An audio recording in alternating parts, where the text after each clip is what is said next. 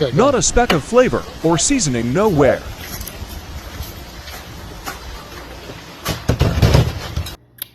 I'll show you.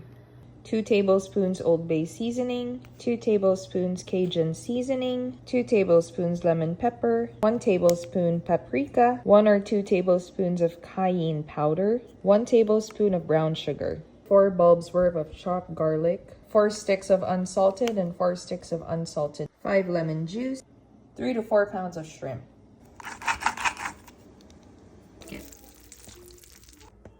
Add the garlic into the butter.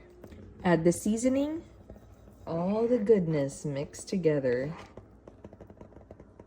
Add the freshly squeezed lemon juice.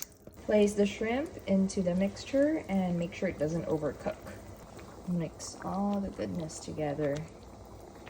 Add cooked corn and sausages and potato. This is optional.